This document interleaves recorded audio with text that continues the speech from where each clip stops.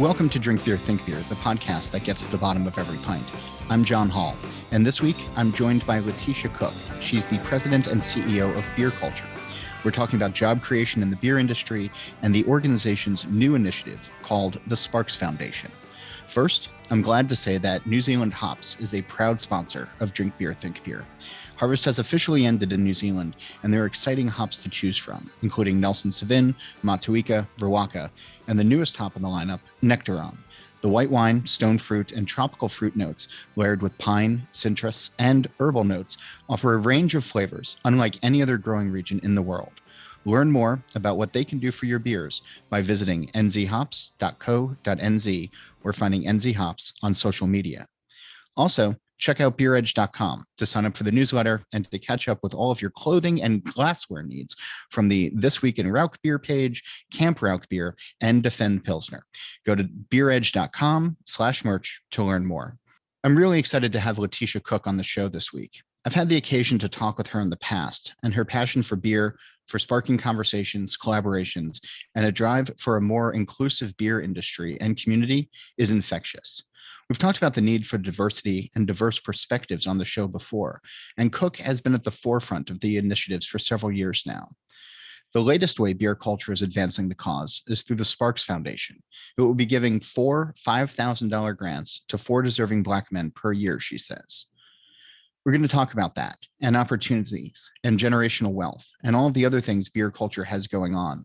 But first, because not everyone is familiar with the organization, I started off by asking her to give a little background on how it all started. Here's our conversation.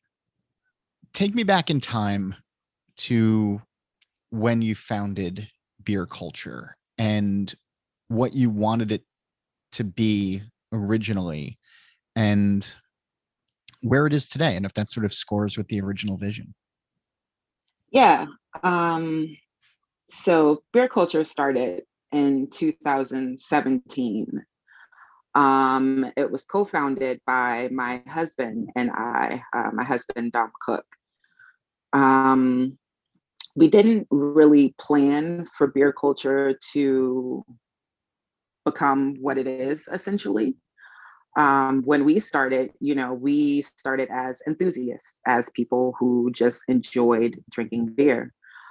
So part of our journey was practically stumbling upon beer, if you will. And my son passed away some years ago, and my husband was looking for just the next something at that time. And he came across a book called Of God and Guinness. And with that book, he found beer. And so after, he finished reading the book, he was like, okay, I'm going to go to the store, I'm going to get some Guinness, and I'm going to try this beer that I read so much about that's so life-changing. And he came back home with the beer and he's like, oh my God, this is amazing. It's roasty, it's chocolatey, you should try it. And I tasted, and I was not enthusiastic as he was. It was just like, yeah, I can do without this, but you enjoy. And so he loved it, and he went on this journey himself, finding, more craft beers. And as his partner, he tried to take me on that journey with him. And it was not a very fun journey for me because practically every beer that he would get me to taste was disgusting. It wasn't my cup of tea, but he liked it. And so he kind of made it his mission to find a beer that I would enjoy. And eventually, after some years, he did. So we came across lambic.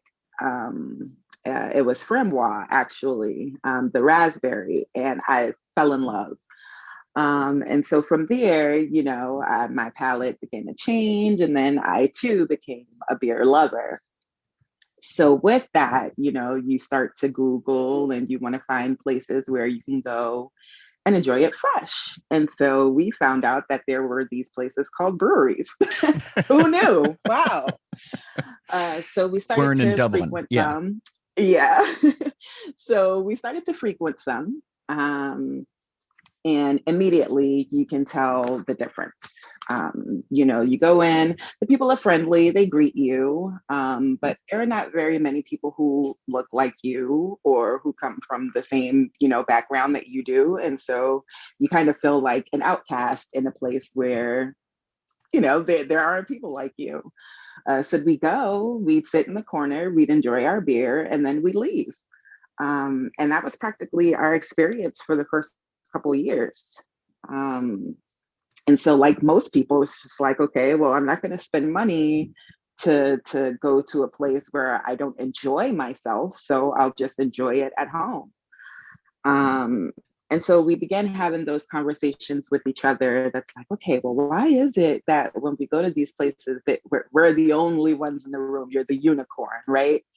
And so we were like, look, this is what we're gonna do. We're gonna pack the car. We're gonna go to the store, pack the car up, hit the block, and have some people sample beer.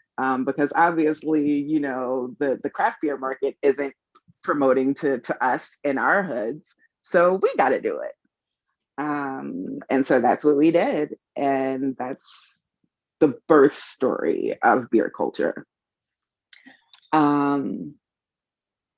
So essentially from there, we began to, sell merch, and kind of branched into a lifestyle brand from there.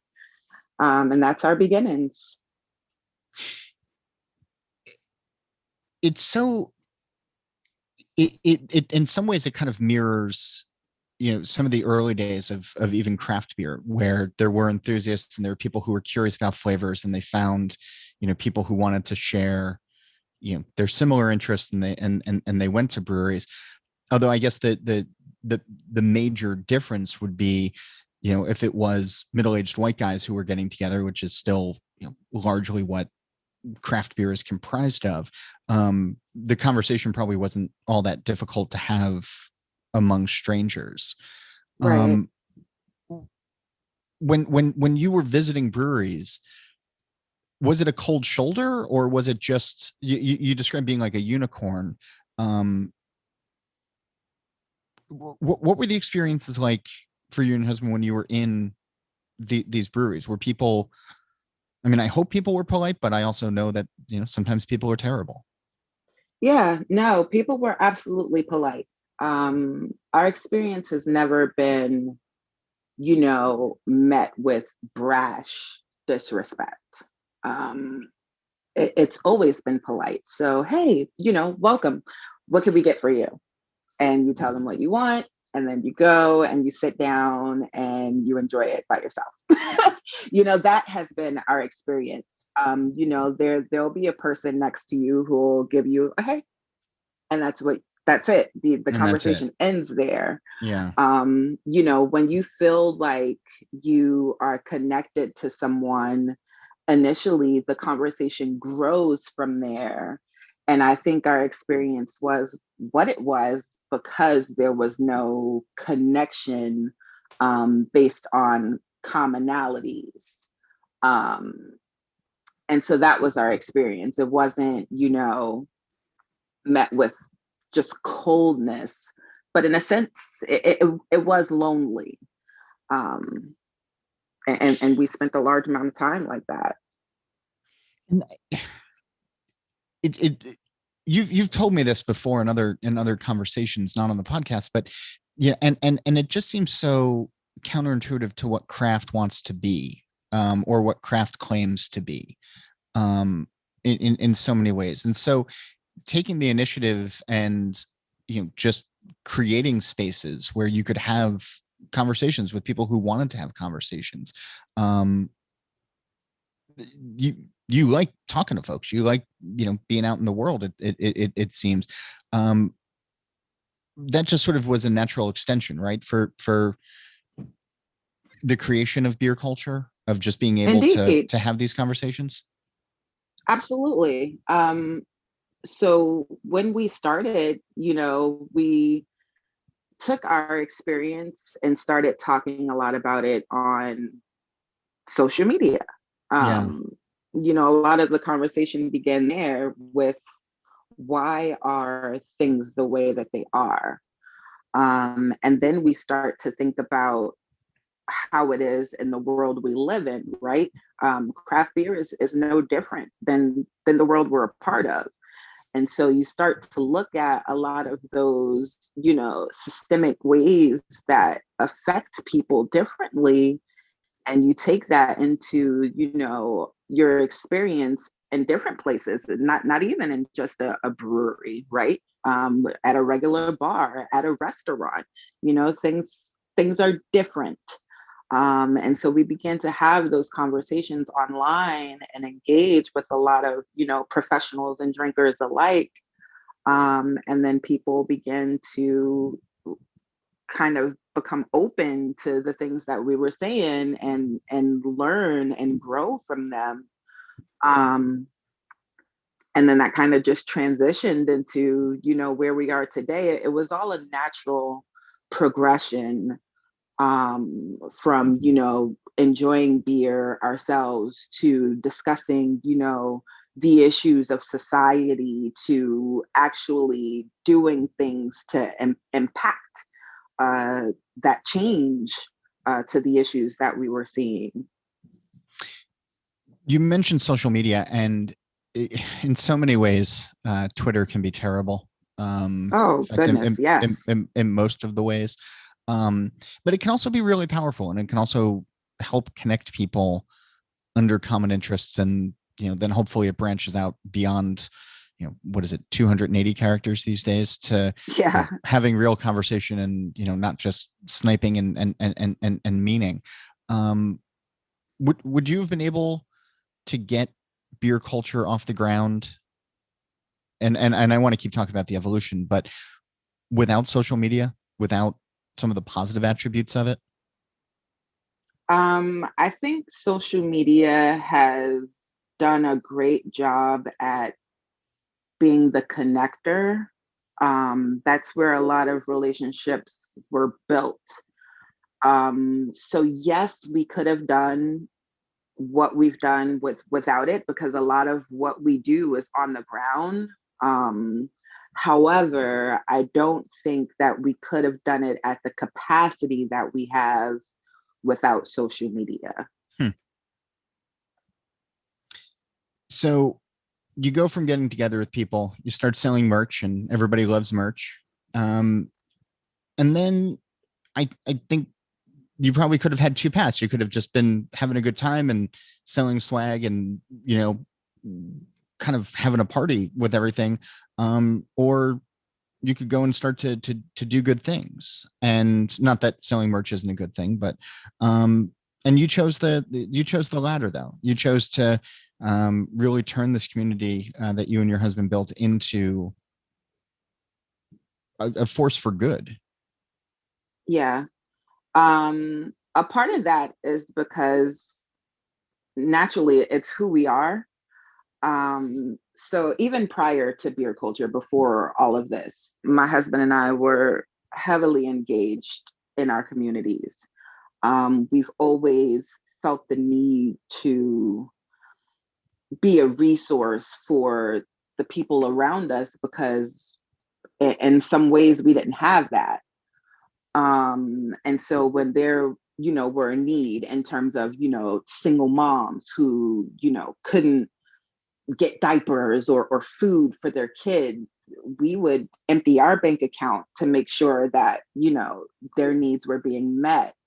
And we found that when we started beer culture, and we were doing merch and we were engaging, with our community, that those needs were still there. And they kind of just merged together. So a lot of what we were doing in our beginnings were funded from our pocket. I work a 9 to 5. My husband worked a 9 to 5, Yeah. and we made it work so that we can still help our community when they needed it. And so where we are today, it just made sense, for beer culture to elevate and to become a nonprofit, so that we could bridge the partnership with the craft community and our hyper local communities and impact change. You think about what craft beer is to the people who are in this community. It is community, or at least that's what we say. Mm-hmm. And so a large part of what we want to do is actually be the community that we say we are. And a large part of that comes with the action piece behind it. What does it mean to be in community with people? It's that togetherness. And we can't be together when, we're divided. Um, and so it was just a natural progression to, go the nonprofit route so that we can be a bridge for our communities. So that bridges to impact change. Where did you start? What was the first thing as you get to a nonprofit status The that first you thing wanted was to address? culture. The first thing was culture for the kids. A large part of the conversation with, brewery owners, brewers was, okay, I would love to connect with the people in our direct community. The issue is, I don't know how. How do we get them to come into the doors? And it's like, you don't. You have to get outside of your brewery walls. And nobody understands that, well, how do we do that? And so when we went nonprofit, we started an initiative called Culture for the Kids. This was during the time when COVID just started. Families were at home, people were losing jobs, no funds, no community, no nothing. And it was just like, well, how do we, impact the community with where we are right now? And so we decided that, okay, we were going to do a backpack drive nationally. And what that involved was reaching out to breweries and saying, hey, will you be a pickup and a drop off space for school supplies so that you can impact your local community? And so many people said yes and came on board. We had over 150 breweries sign up to impact change in their direct communities around the world. And with that, we ended up doing about 4,500 backpacks nationally. It was amazing. And a lot of the feedback we were getting was, oh my God, my neighbors are now frequenting our brewery because we met during this drive. And so it just starts with getting outside of the brewery walls and connecting with the people on the ground in a real and meaningful way to where they trust you to even care about coming into your establishments. Yeah. It's interesting because I think there are brewers and breweries that say, regardless of where they are, they say, okay, the beer fans hopefully will drive from wherever and they'll sit in our tap room and won't that be great? And then it's, it's that question of you say like, but, how do we engage with the community that we're in, especially if they're, in a diverse area? Right. Is it enough though to well, let me back up. I guess the question from your perspective over the years, because you used to go into breweries and you'd have brief, nice pleasantries, and then that would be it. And so you had to then go and create your own thing to feel a better connection with beer. For the brewers that really do want to engage with the community, the drives are great, the initiatives are great. What should the inside space be like? Like once you get people to come in for the first time, how do you, what do you recommend they do to keep people, to come back a second time and a third time and a 20th time? I love that you asked that. And it begins with you. I have this conversation with owners all the time. What does your staff look like? What does it feel like inside? If it's just a comfortable space for you, that is not enough. You have to look at the community that you're in, and your space should mirror that. And so if I, walk into your space and I'm the unicorn, that's the problem, right?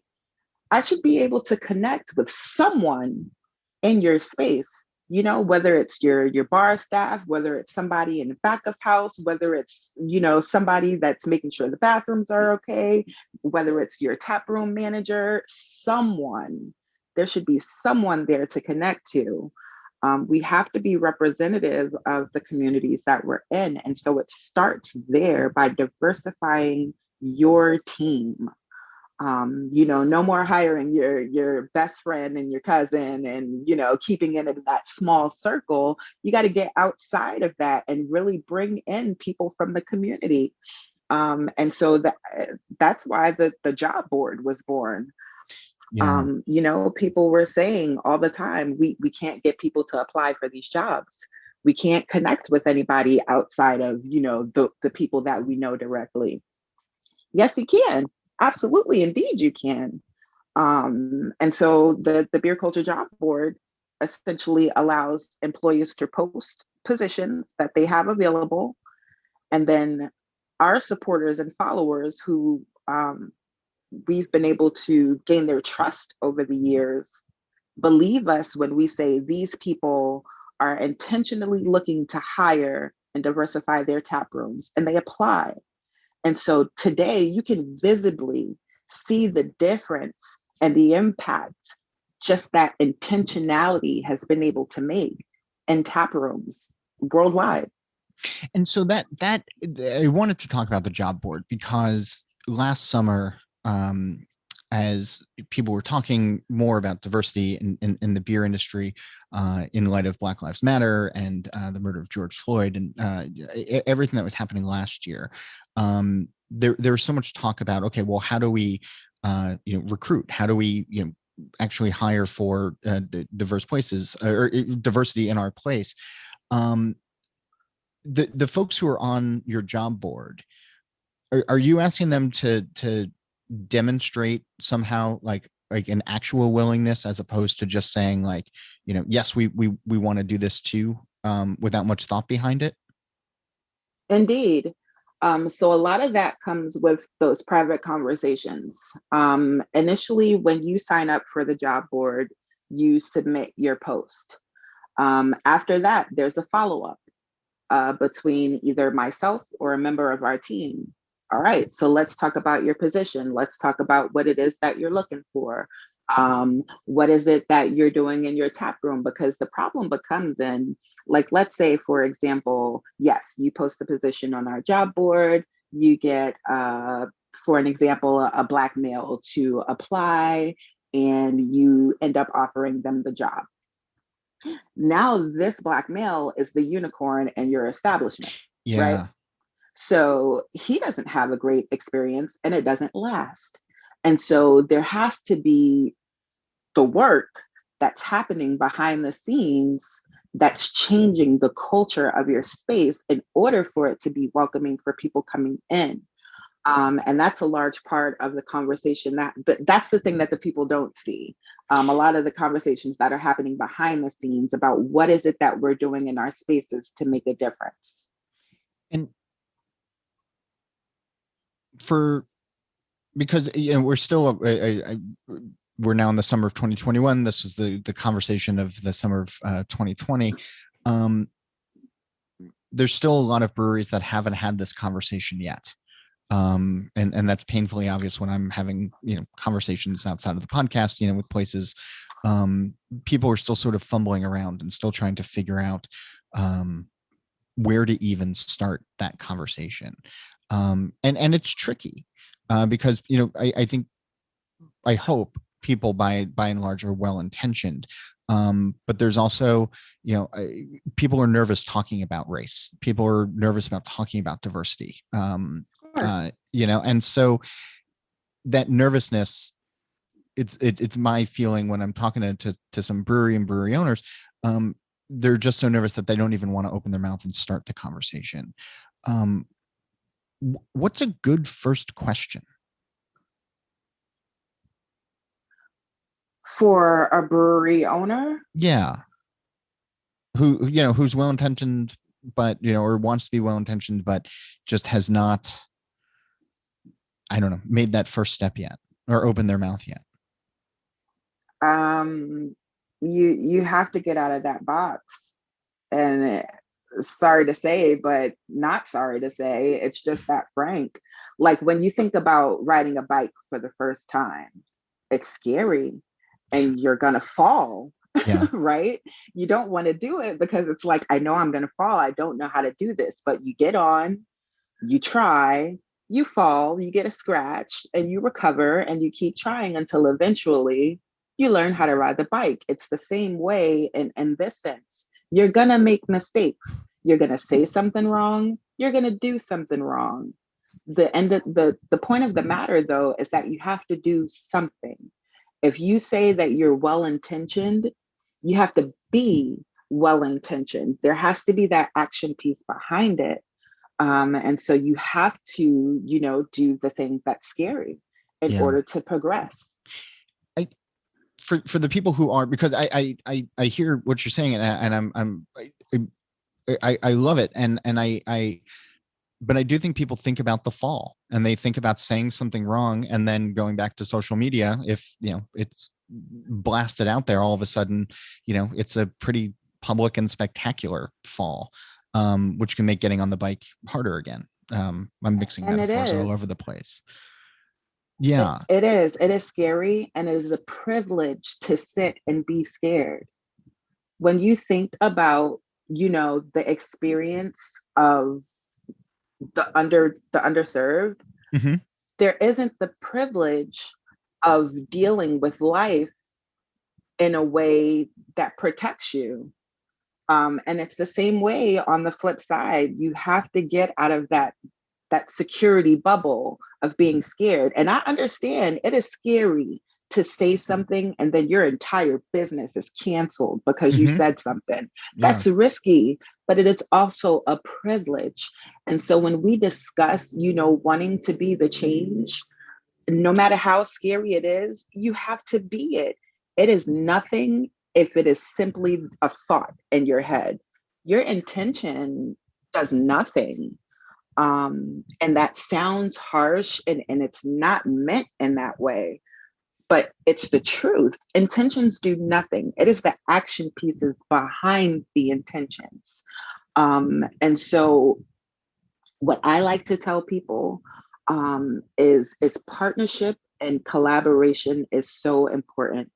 And beer culture tries to be a mirror of that because we don't just collaborate with anybody, right? We have like a strict interview process where we make sure that at the end of the day, we can confidently say to the best of our ability that we know a partner or someone that we're collaborating with is, yes, well intentioned, but they are also doing the actionable items behind their intentions, to provide an inclusive space. And so with that, the thought is to work with people on the ground. You don't have to get out of the bubble and do this by yourself. Collaborate with people. Get together with somebody who offers, the assistance in helping breweries diversify their tap rooms and spaces. I talk to Dr. J all the time. She has a service for Yeah. brewery owners that helps you with this. And so connect with somebody like that or other people on the ground who are doing the work and then do the work. It doesn't have to be alone. You can partner up with somebody and get it done. So speaking of partners, that's a pretty decent segue, I hope, to Primitive Beer and a new collaboration that you've done with them, called A Toast to Legends, which is now going to help, the proceeds of that beer are going to help fund this new Sparks Foundation that you created. I want to hear about the beer second, but first, I'd love for, in your own words, to tell me about the Sparks Foundation. Yeah. So the Sparks Foundation was born, out of love and respect. Um, my husband and I had a childhood friend. His name was Darren Sparks. Um, And like many African American men, or like many brown men who grow up in the world, um, they're they don't have the privilege of, leading a life of meaning. Um, and so Darren, he had a rough childhood. He grew up in the Soundview section of the Bronx, where he encountered gangs and he led that life. Um, in his adulthood as a man, he tried to turn his life around. And, he got a job. He was going through training in order to become a tech. He had two daughters and was trying to completely walk away from the things that haunted him of his youth in order to provide a future for his children. And so a few years ago, he was gunned down a block away from his home. And so the Sparks Foundation was born in order to provide a way for men who are trying to get out of a certain lifestyle and lead a life with purpose. Oftentimes you don't get to live out your dreams. I Googled one evening, I sat down and Googled. I was looking for what's out there that supports men of color. Mm-hmm. I was able to find a plethora of, things that I could apply for as a Black woman, as a Hispanic woman. But there weren't very many things for men. And you have to look at the way society looks at men, right? Pull up your bootstraps and get it done, brother. That's the way, society tells it to you. But that's why there's no support for you. And so the Sparks Foundation was born to be that support, to give a leg up for those who are trying to do something positive.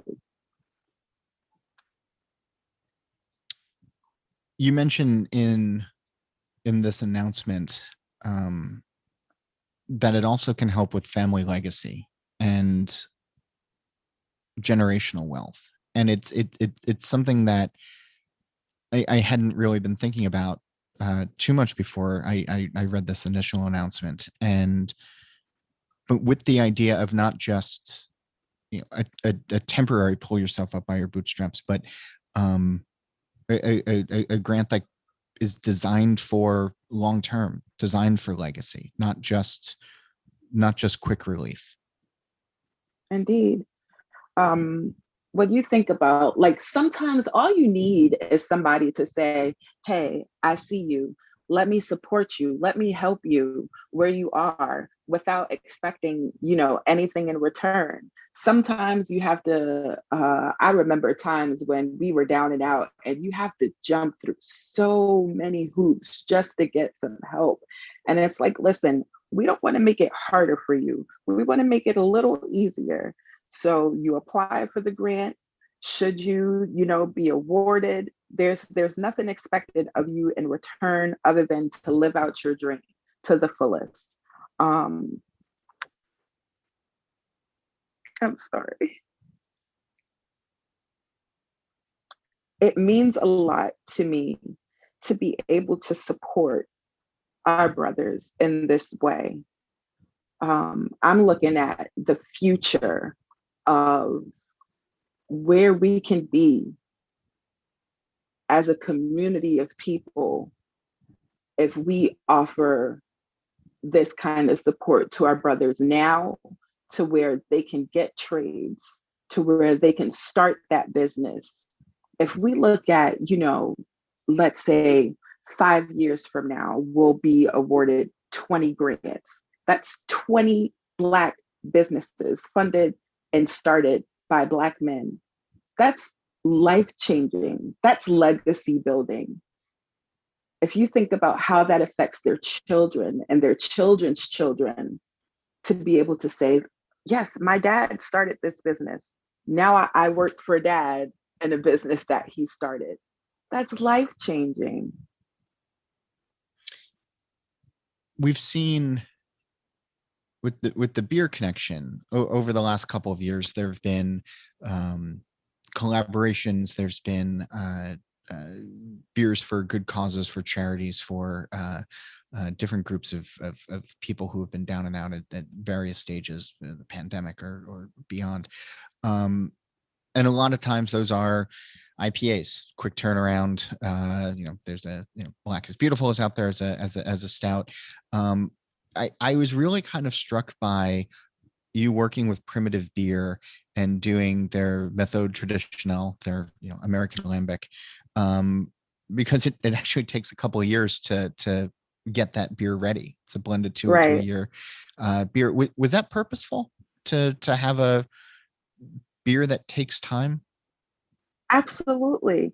First of all, I'm going to say this: Primitive is one of my favorite people to work with. Besides the fact that they're just incredible human beings.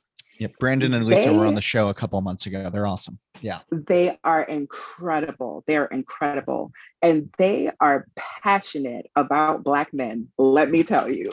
Okay, Brandon and Lisa and I were texting at 4:00 in the morning, talking about the Sparks Foundation and funding it with the beer that we have, a Toast to Legends. They share just that drive and that passion in order to see the community do well. And so this beer is perfect. And I'm going to take it back to our original conversation of how beer culture started. My husband liked the Guinness, right? It wasn't for me. The Lambic put me on. And so I feel like this is the perfect kind of beer for a new beer drinker, someone who's entering this space for the very first time. It's perfect. It gets your palate wet and it turns you out. I know that it sounds crazy the way I'm describing it, but that was my experience, and that has been peaches, the experience. It's peaches and peach pits in here. Indeed, absolutely. Yeah, but even when we did the tasting for a Toast to Legends, we did one here locally at Green Bench. And non-beer drinkers, all you heard all day was, "Oh my God, this is amazing. It reminds me of a champagne. It reminds me of this." People were able to connect it to something in their lives, and they love it. When you say non-beer drinkers, I'm going to guess that's folks in the wine space. No, not even. Just people who just don't drink. They don't drink beer, period. They think of beer as it's disgusting, it's cheap, it's nasty. And it's like, you have no idea, honey. This is greatness, I will point out, just because I'm sure people are curious as to where they can get the beer. It's 750 milliliter bottles, 375 milliliter bottles, and they're available with shipping actually to 23 states at primitive.beer. So you can go get a Toast to Legends there. And if you're in one of the good 23 states, go get it. Go to the Barrel Room if you're living in Colorado, or, if you're in one of the other states that doesn't get shipping, call up a friend and have them get it. I love it. I'm mindful of your time, but I'm curious as to when you're talking to folks who don't like beer, who aren't drinking beer, but who taste a Toast to Legends, and they're enamored. This beer has a good cause behind it, and the work that you're doing is important. Do you miss those conversations? Do you still try to have the conversations though with people who didn't know about beer, like you and your husband when he first started reading the book and got into it? Is there still a mission inside of you and beer culture to just have those lighthearted conversations? Can we still have Absolutely. lighthearted conversations? Absolutely. Those are some of our favorite times. That is a part of our mission. We do this for the people who um, are not marketed to. That was us, right? We stumbled upon beer, and oh my goodness, since then the change. And so that's some of our favorite times, is talking to people who have no idea that beer is what it is. Even the book. If you look at the website now, we've got This Ain't the Beer That You're Used To back up on the website. Now that people are being vaccinated and we're going outside, we're able to come together and have those conversations again. So we're able to do things like tastings, where we can connect with our community members and say, hey, like, this is good beer, and actually find things that they like and have those conversations and build. That those are our favorite times indeed. So yes, to answer the question, we are still doing that, and that is absolutely enamored in who we are still to this day. I want to point out just before I let you go that for more information on the Sparks Foundation, or if you want to apply for a grant or know somebody who wants to apply for a grant, it's beerkulture.com. That's KULTURE /Sparks Foundation. We're recording this end of June, but the applications have been up since the first of this month, and they're going to go through the middle of next month, July 16th. So, and I guess we'll find out who it is in August. Have you been getting a lot of folks applying? You're going to hand out 4 this time around. Are there hopefully enough applications to make it a little bit competitive? Yeah, absolutely. It's extremely competitive already. Okay. Usually they always are. Even the Cicerone scholarships are completely competitive. But yes, to answer the question, indeed. Well, the 6 people who listen to this show, I'm sure, are going to be very excited by it. So thank you for yeah. Bad joke. It's 7 people. The 6 It's people. 7 people now. Yeah, we're really blessed. Latiesha, thanks as always for taking the time, and thanks for sharing about the Sparks Foundation today, and for doing what you're doing. It's really cool to watch from afar. And even though I've said this to you before, that the Parkchester section of the Bronx is clearly the best section of the Bronx, I hope that we can put our differences aside for borough supremacy and get a pint in person sometime soon. Just to be clear for the 7 of your listeners, it's now down to 5. Out there, yeah. The Fordham Road section is the best section. That's where I grew up. Well, I don't know. I just, I have to go back to my mom's roots. That's all. It's, the Parkchester Irish Catholics is strong in my lineage, but we'll discuss it in pints in person. So thanks again thanks for doing this. Thank you, John. This has been great. It's always great talking with the John Holl. So thank you. I appreciate you. That's Latisha Cook, and my thanks again to her for taking the time to talk. Learn more about the foundation and the organization by visiting beerkulture.com. That's culture with a K. And there are important things happening in and around beer. So I want to know what's on your mind. Where should the focus be? Drop me a line on email. It's John Holl, JOHNHOLL @beeredge.com, or on Twitter @John_Holl. And check out beeredge.com for our merch page, for joining the This Week in Rauch Beer group on Facebook, and to sign up for the newsletter. And if you're interested in supporting the work we do, you can learn about advertising by reaching out to Liz Melby. She's also on email at liz@beeredge.com. And speaking of that, NZ Hops is a proud sponsor of Drink Beer, Think Beer. Harvest has officially ended in New Zealand, and there are exciting hops to choose from, including Nelson Sauvin, Matuika, Rawaka, and the newest hop in the lineup, Nectaron. The white wine, stone fruit, and tropical fruit notes layered with pine, citrus, and herbal notes offer a range of flavors unlike any other growing region in the world. Learn more about what they can do for your beers by visiting nzhops.co.nz or finding NZ Hops on social media. Steal This Beer has new episodes every Monday. BYO Nano Podcast is on the 15th of every month. Nate Schweber does the music, Jeff Quinn designed the logo, and I'm John Holl.